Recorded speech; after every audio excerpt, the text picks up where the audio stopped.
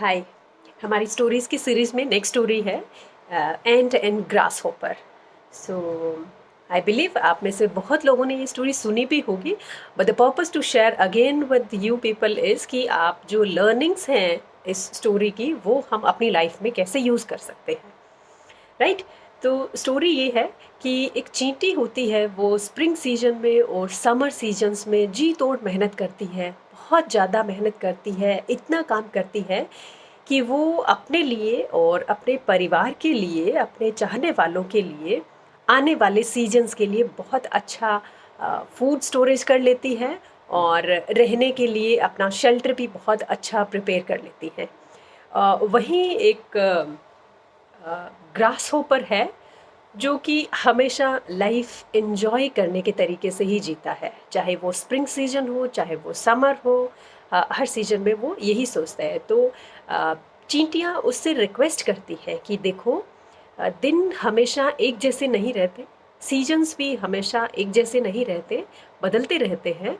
तो जैसा कि हम स्प्रिंग और समर सीजन में हमारे लिए, हमारी फैमिली के लिए जैसे फूड स्टोरेज करते हैं या हमारे घर बनाते हैं, हमारे लिए शेल्टर्स प्रिपेयर करते हैं, उस तरह से तुम्हें भी करना चाहिए। क्योंकि समर के बाद फॉल सीजन होगा और फॉल के बाद डेफिनेटली विंटर सीजन होगा। तो विंटर सीजन में हम कहीं जा नहीं सकते, आ नहीं सकते, हम खाना नहीं ढूंढ पाएंगे, बहुत ठंड होती है और बहुत सी जगह पे ऐसे होता है कि ओस भी होती है और स्नोफॉल भी हो जाता है। तो ऐसे सीजन में क्या है कि हम लोग निकल नहीं पाएंगे। तो हम कोई ऐसा तो है नहीं कि हमें तब भूख नहीं लगेगी, हमें लगेगी। तो इसलिए हम उसका मैनेजमेंट पहले से करके चल रहे हैं कि हमने पूरा खाना प्रिपेयर कर लिया है, हमारे खाने के लिए जितना स्टोरेज चाहिए हम कर चुके हैं आने वाले सीजन्स के लिए। तो तुम्हें भी ऐसा करना चाहिए। लेकिन ग्रास होपर देखता है कि इन सब चीज़ों के लिए सोचने की क्या ज़रूरत है, ये तो स्प्रिंग सीजन है, लेट्स एन्जॉय। समर सीजन है, लेट्स एन्जॉय। और मुझे इसके बारे में सोचने की क्या ज़रूरत है, क्योंकि चारों तरफ देखो खाना ही खाना है, मैं जब चाहूँ खा सकता हूँ, जहाँ चाहे रह सकता हूँ, तो मुझे इसकी चिंता करने की ज़रूरत नहीं है। लेकिन चींटियों ने फिर भी उसको वार्न किया कि देखो, ये सीजन बदलते रहते हैं और प्रकृति है, बदलेंगे सीजन। तो अगर सर्दियाँ आएंगी तो तुम कहाँ रहोगे, बारिश आएगी तो तुम कहाँ रहोगे, तुम्हें रहने की जगह नहीं होगी, तुम कैसे खाना ढूंढ पाओगे या कैसे खाना लेने के लिए जा पाओगे, कैसे अपने लिए करोगे, कैसे अपने फैमिली मेम्बर्स के लिए, अपने नियर एंड डियर्स के लिए करोगे।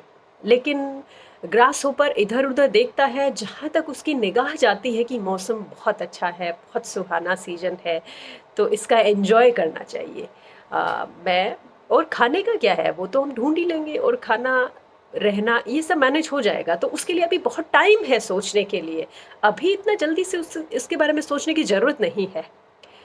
तो धीरे धीरे टाइम निकलता जाता है, सीजन्स चेंज होने लगते हैं, फॉल सीजन शुरू होने लगता है।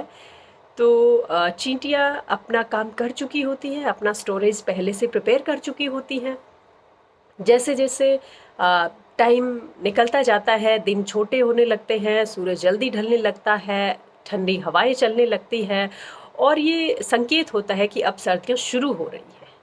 तो और चींटियाँ अपना सब पैकअप करके और अपने घरों की ओर जाने लगती हैं, क्योंकि वो बहुत टाइम तक हाइबरनेट हो जाती है। आपने भी देखा होगा कि सर्दियों की सीज़न में बहुत कम हमें चींटियाँ देखने को मिलती है, क्योंकि वो हाइबरनेट हो जाती है और उनका स्टोरेज जो फूड होता है उसी से वो अपना वो पूरा सीज़न निकालती हैं।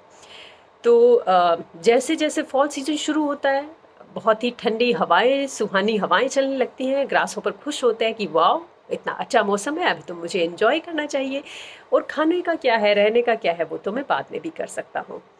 तो जब चींटियाँ अपने घर में पैक होने जा रही होती है, तो लास्ट चींटी भी उसको बोलती है कि अभी भी वक्त है, तुम्हें सोचना चाहिए, और अभी भी तुम अपना शेल्टर प्रिपेयर कर सकते हो और अपने लिए स्टोरेज भी कर सकते हो फूड का लिए, अपने लिए, अपनी फैमिली के लिए।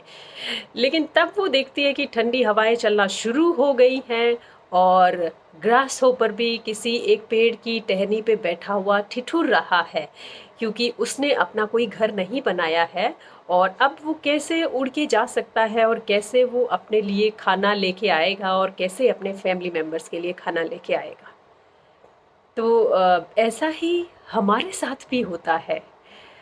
हम अगर अपने आसपास थोड़ा नज़रें घुमा के देखें तो बहुत से लोग हमारे साथ के ही ऐसा होता है। हम हमें किसी पे रिमार्क नहीं करना चाहिए, I am not remarking anyone, just to share with you कि कुछ लोगों को हम देखते हैं कि सिर्फ और सिर्फ जो बेसिक नेसेसिटीज़ जो हमारी होती है, फंडामेंटल रिक्वायरमेंट्स होती है, उनको फुलफ़िल करने का काम सिर्फ आज तक का ही करते हैं। और कल को अगर किसी कठिन परिस्थिति में हम आते हैं या किसी टिपिकल सिचुएशन में आते हैं तो हमें उससे ओवरकम होने के लिए हमारे पास ना ही तो संसाधन होते हैं और ना ही हमारे पास कोई ऐसी अप्रोच होती है कि हम उनको फुलफ़िल कर सकें या इजीली हम उस प्रॉब्लम से निकल सकें। तो इस स्टोरी से हम यही सीख सकते हैं कि हमें जीवन में इतना काम करना चाहिए या जितना भी हम कमा रहे हैं या जितने भी हमारी फैमिली की इनकम है उसमें से एटलीस्ट कुछ पोर्शन हमें हमारी फ्यूचर सेविंग्स के लिए रखना चाहिए। Though I agree future is always uncertain but you know when it will become known. तो जब भी आपके साथ समस्या कभी भी आ सकती है, परिस्थितियाँ कभी भी बदल सकती है, तो अगर हमारे पास फ्यूचर की परिस्थितियों को हैंडल करने के लिए या उनका सामना करने के लिए या कैसी भी कठिनाई आती है उनका सामना करने के लिए एटलीस्ट हमारे पास फिजिकल रिसोर्सेज होने अति आवश्यक है।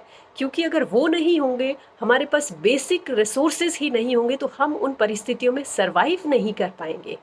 और ये सर्वाइवल बेहद महत्वपूर्ण है हमारे लिए, क्योंकि अगर हम मनुष्य जीवन में हैं तो अवश्य ही ईश्वर ने हमें किसी ना किसी उद्देश्य की प्राप्ति के लिए यहाँ भेजा है और वो उद्देश्य जो हमारे अलावा कोई और परिपूर्ण नहीं कर सकता है। तो इस स्टोरी से हमें यही सीखना चाहिए कि हमें आज को एंजॉय करना चाहिए। हमारी जो भी इनकम है उसका एक हिस्सा हमें फ्यूचर के लिए भी सेव करना चाहिए कि हमारी जैसी भी फ्यूचर में सिचुएशंस हो, परिस्थितियाँ बदले या हमें कोई कठिनाई का सामना करना पड़े तो हम उनसे अच्छी तरह से निकल सके और उन परिस्थितियों का सामना बेहतर ढंग से कर सके। ये नहीं हो कि हमें बेसिक नेसेसिटीज़ के लिए भी हमें किसी पे डिपेंड होना हो।